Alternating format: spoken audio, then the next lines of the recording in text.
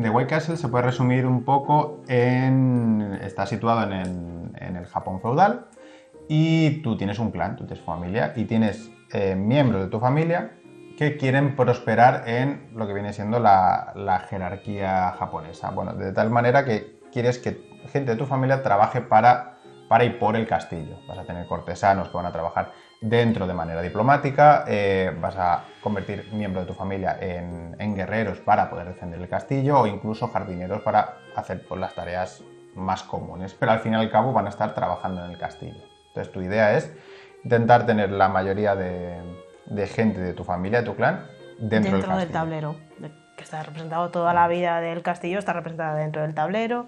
Y bueno, también queríamos llevar un poco, aunque fuera de una manera abstracta, la típica pirámide del Japón feudal. Y es un juego en el que usamos dados, que no lo hemos dicho.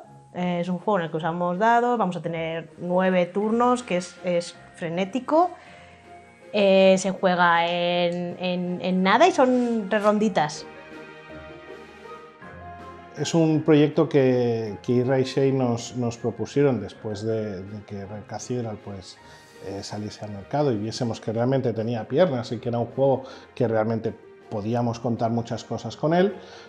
Y bueno, ellos, como siempre, su proceso creativo fue el de hacer pues, muchos prototipos y le dieron muchas vueltas, hicieron 25 versiones, tiraron a la basura 27 de ellas y al final recuperaron una idea que tenían en la versión número 3.5 y consiguieron pues, darle forma a la genialidad de White Castle. Cuando hablamos con David, habló con nosotros después de que Red Cathedral fuera a empezar a hablarse de él y empezar a ser un pequeño éxito que luego se ha convertido en algo bastante más grande y nos dijo vamos a hacer otro y se convirtió en Las cosas de colores.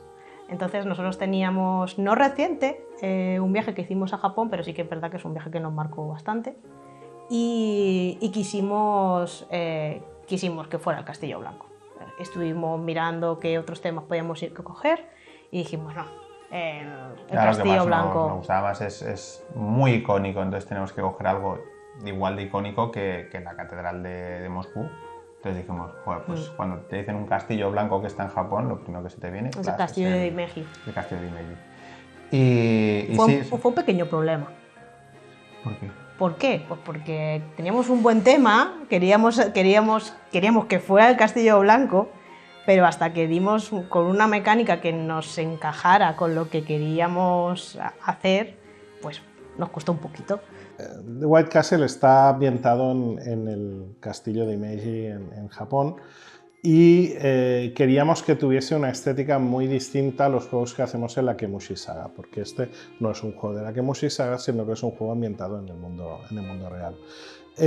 Por lo tanto, el aspecto gráfico era muy importante dárselo a una persona que entendiera muy bien esta diferencia y que supiera trasladar toda la iconografía que requiere un juego de este tipo de forma muy clara y transparente en el elemento físico.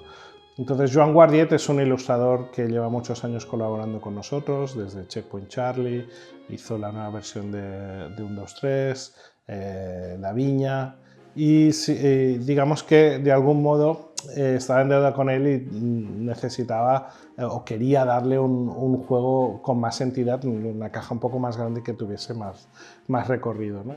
Bueno, partía de la base de que es un tipo de ilustración que a mí ya me interesa bastante y sobre la que tenía bastante documentación, ¿no?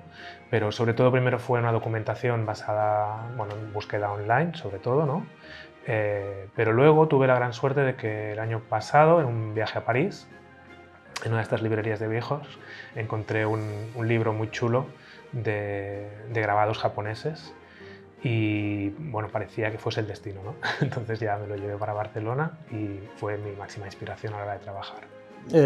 Como Joan tiene un estilo súper camaleónico y que además se adapta perfectamente a cada juego en el que está trabajando, es capaz de reinventarse en cada proyecto, sabía que con The White Castle iba a hacer un trabajo excepcional y así fue, porque él ha sabido documentarse en los estilos gráficos de los grabados de la época y las ilustraciones y demás, y el trabajo que ha hecho es excepcional. La verdad es que el arte que hizo Joan para el juego, la primera vez que vi la portada, que creo que fue en la vitrina o nos la mandó antes David. No, Bueno, nos la mandó esa antes no la David. archivaron un poquito antes.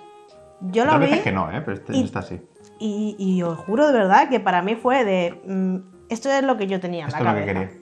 Sí, no, y el arte por dentro y demás, o sea, nosotros pensábamos que fuera un poco continuista con el tipo de artwork de Recathedral, es decir, y queríamos que siguiera un poco ese estilo gráfico, un poco así como más dibujado y tal, como el de los personajes de... Sí, del trabajo de línea, que fuera... que la línea estuviera definida en los dibujos. Es verdad que hablamos... Pero que tuviera entidad propia, sí, es decir, que no fuera una copia de Recathedral, bueno, era una copia porque lo ha hecho Joan y Recathedral lo hicieron Pedro Soto y Román.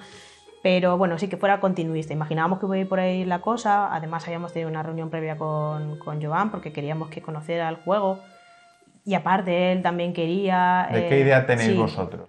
Israel Shein nos han dado muchísimas facilidades durante todo el proceso. Tuvimos conversaciones al principio, un poco sobre la visión general que tenían ellos sobre el juego, y a mí me interesaba mucho sobre todo ver qué aspectos gráficos ellos querían destacar o querían fortalecer. A mí se me pusieron los pelos de punta cuando me enseñó simplemente la trasera de las cartas. Es una sensación siempre muy común, cuando te empiezan a enseñar cositas del juego como... Sí, estuve buscando patrones textiles japoneses porque me pareció interesante para utilizarlos para la contra. Y luego, en el tema de colores, intentamos que se fueran muy fáciles de leer, que se distinguieran entre ellos y que no tuviesen los colores propios de los jugadores. La paleta de colores ha sido complicada de trabajar en todo el juego porque habían elementos, por ejemplo, en iconografía hemos reservado unos colores que no podíamos usar para otras partes del juego. O, por ejemplo, pues como comentabas, en el tablero habían colores que también, bueno, no podían usarse en las barajas de cartas. Entonces, era como que cada parte del juego tenía su propia paleta, su propia apariencia gráfica, ¿no?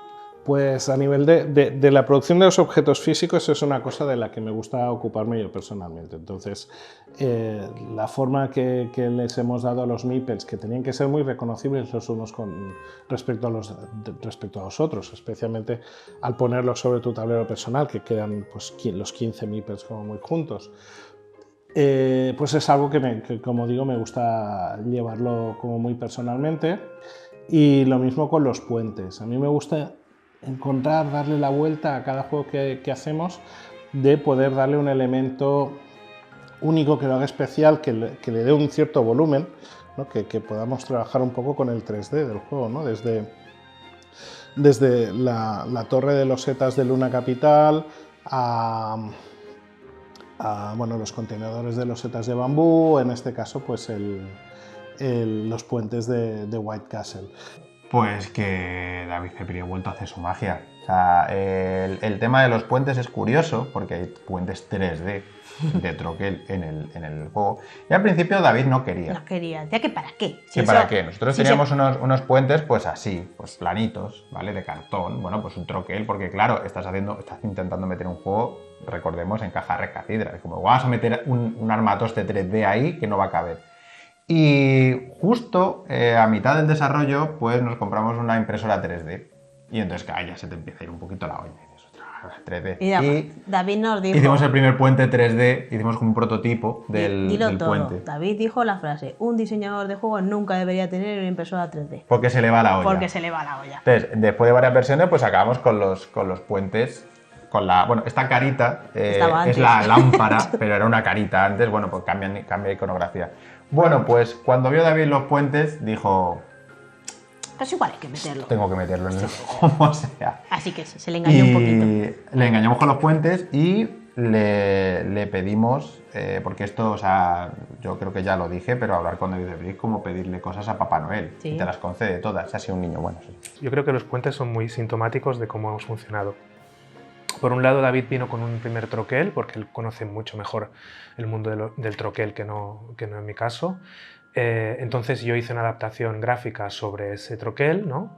Teníamos que mirar el tema de los colores que correspondieran con cada uno de los dados, que son los colores de las carpas Koi también. Cada dado corresponde a uno de los colores clásicos de las carpas Koi. Y entonces, al hacer el primer diseño y pasarlo a troquel, yo me di cuenta que al final se convertía en un puente estándar, no era un puente japonés. Entonces ahí yo hice una propuesta a David, le dije, yo creo que tenemos que recortar por aquí, por aquí, por allá. Y entonces él, sobre mi propuesta, hizo una rectificación realista porque realmente habían cosas que había pedido que no eran factibles y luego lo hizo llegar a la fábrica donde se fabricaron y entonces confirmó que realmente se podía hacer lo que él había querido, lo que él había planteado. Me gusta mucho trabajar con los troqueles y encontrar maneras de construir objetos en 3D hechos en base de cartón, pero que sean resistentes, ¿no? Y yo creo que con nuestros puentes pues hemos hecho una cosa bastante chula. Normalmente cuando tú terminas el desarrollo de un juego no quieres ver ni en pintura porque te has hartado de jugarlo, Sí. ¿no? Y es que no jugamos tanto a los juegos que tenemos aquí detrás, no jugamos tanto como a nuestros juegos propios desarrollándolo. Por ejemplo, con el Rescate y la expansión se juega tan rapidito y es tan convero y tan esto que que es muy gustosito. es muy gustoso. Es muy gustosito.